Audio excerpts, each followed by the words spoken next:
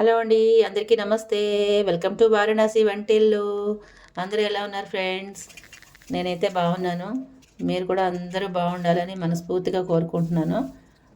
ఇవాళ ఒక మంచి రెసిపీ తోటి మీ ముందుకు వచ్చేసాను ఫ్రెండ్స్. దొండకాయతోటి ఒక మంచి సూపర్ రెసిపీ చేసుకుందాము. టేస్టీ రెసిపీ అన్నమాట. దొండకాయలు తెచ్చుకున్న తర్వాత శుభ్రంగా ఇలా కడిగేసుకుంటాం కదా ఫ్రెండ్స్. అందరూ చేసే పనే నేను కూడా చేస్తున్నాను. శుభ్రంగా కడిగేసుకోండి. 1-4 సార్లు కడిగేసుకుని ఇలా కుక్కర్లో వేసేసుకోండి. కుక్కర్ లేని వాళ్ళు విడిగా కూడా ఉడకబెట్టుకోవచ్చు.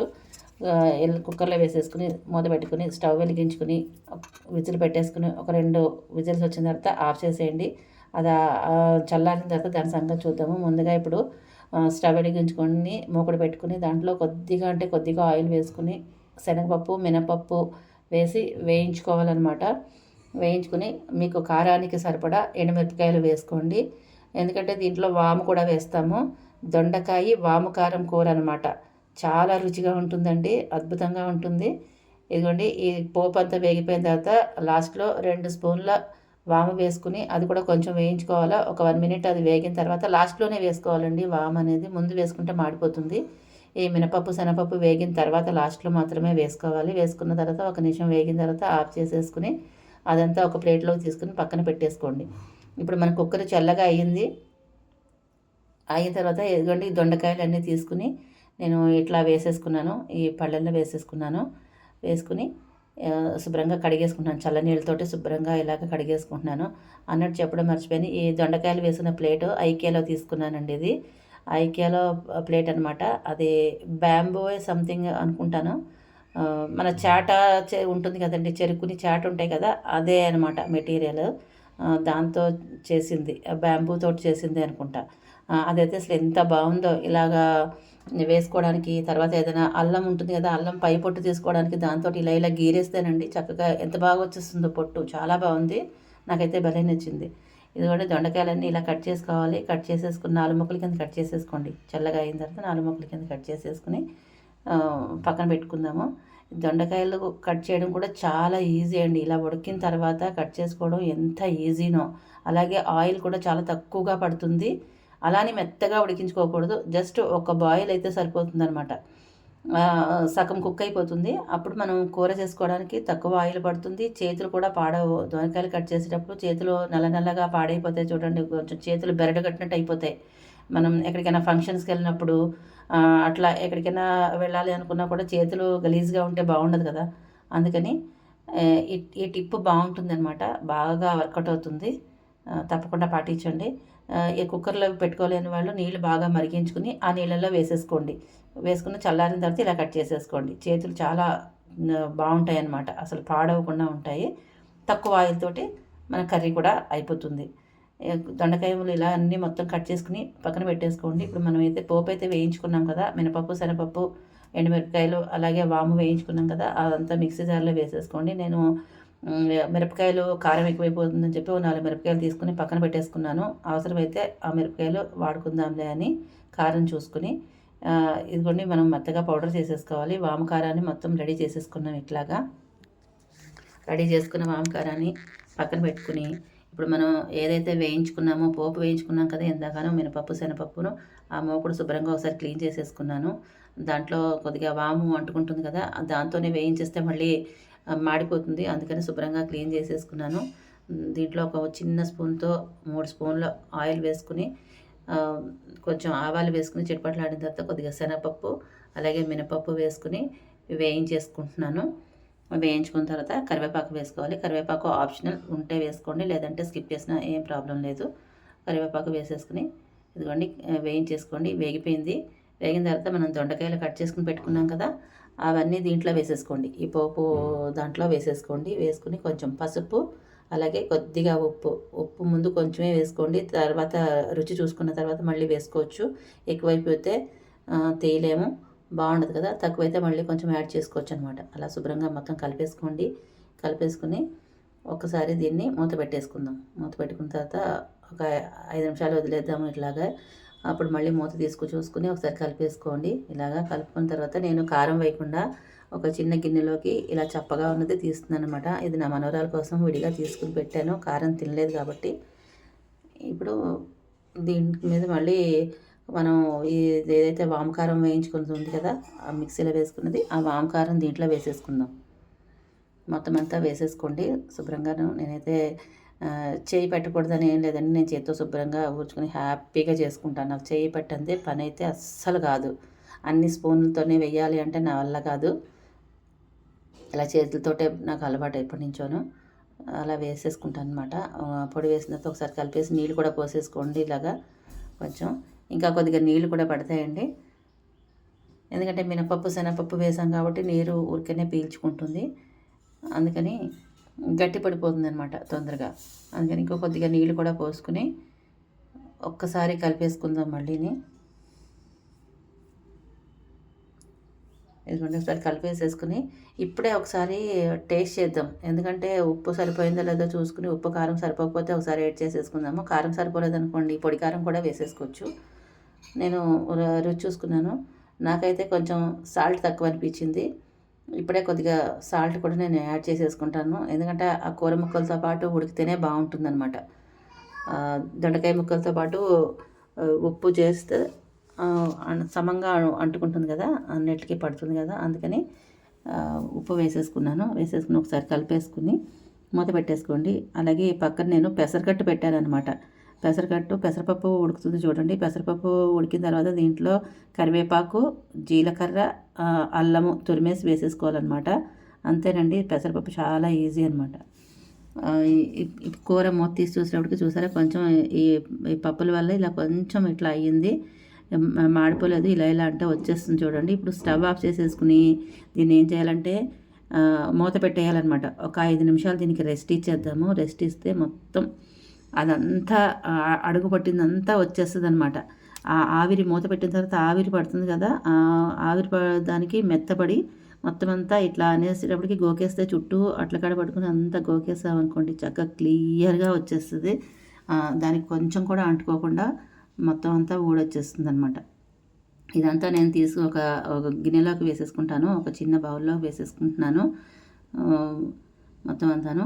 ఇదంతా కూడా తీసిన తర్వాత మీకు ఒకసారి చూపిస్తాను. కొద్దిగా ఆయిల్ కూడా దానికి లేకుండా ఉంటుంది చూడండి, అంతలా వచ్చేస్తుంది అనమాట. ఇప్పుడు గరిటె అన్నది కూడా నేను మొత్తం ఊడ్చేసుకుని గిన్నెలో వేసేసుకుంటున్నాను. ఆయిల్ ఏమాత్రం అంటుకోదు, అందుకే నేను తక్కువ ఆయిల్ వాడతానమాట. చేయి కాలింది, మీకు చూపిద్దాం అనుకునేటప్పుడు చేయి కాలుతుంది, అందుకనే మళ్ళీ పట్టుకొని చూపిస్తున్నాను చూడండి. పెసరకట్టు ఇవాళ నేను ఏం చేశానంటే పెసరకట్టు, అలాగే ఇదండి దొండకాయ వాము కారం సూపర్గా ఉంటుంది. అసలు వాము వాసన భలే ఉంది, చాలా చాలా బాగుంది వాము వాసన. ఇదిగోండి, ఇది కారం లేకుండా నా మనవరాలకి తీసిన దొండకాయ ముక్కలు అనమాట. ఇది మనం టేస్ట్ చేయాలి కదా, టేస్ట్ చేసి చెప్తా ఇలా ఉంది.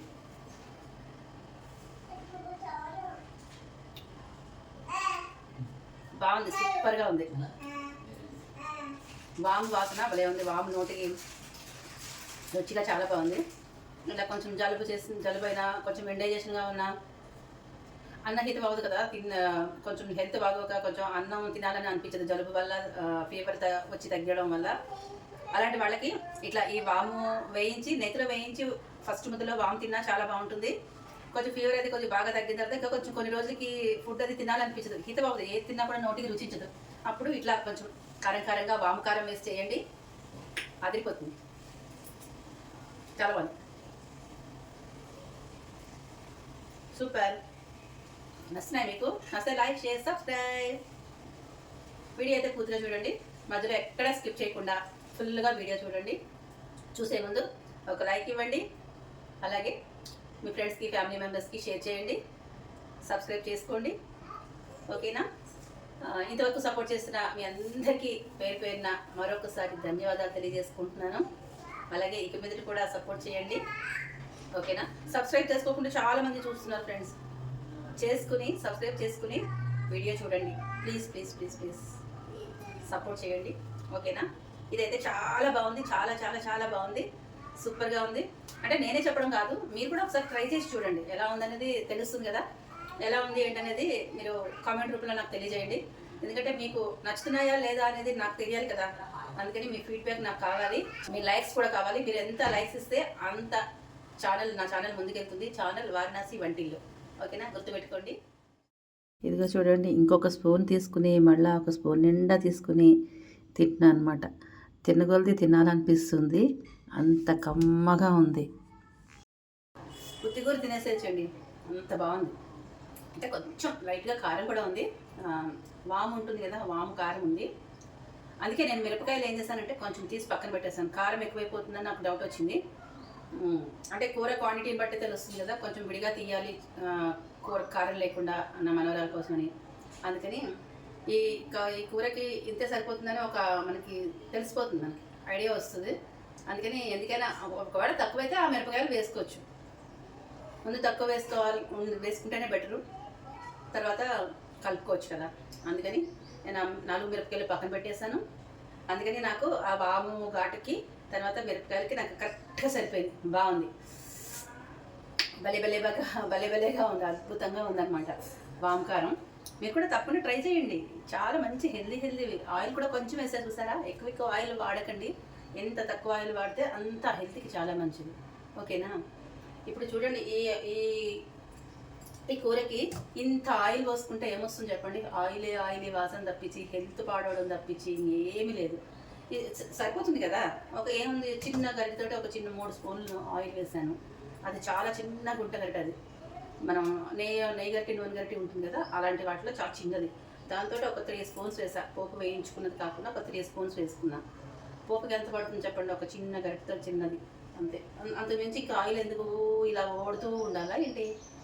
అన్నట్టు మర్చిపోయాను, మిమ్మల్ని ఒకటి అడగాలండి. మీకు ఇట్లాంటి హెల్తీ వీడియోస్ నచ్చట్లేదా? ఈ ఫుడ్ తినే వీడియోస్కి ఎన్ని లైక్స్ ఏంటండి, ఇన్ని లైక్స్, ఇన్ని వ్యూస్, అసలు నాకేం అర్థం కావట్లేదు. మీరు అలాంటివి లైక్ చేస్తారా ఏంటి చెప్పండి?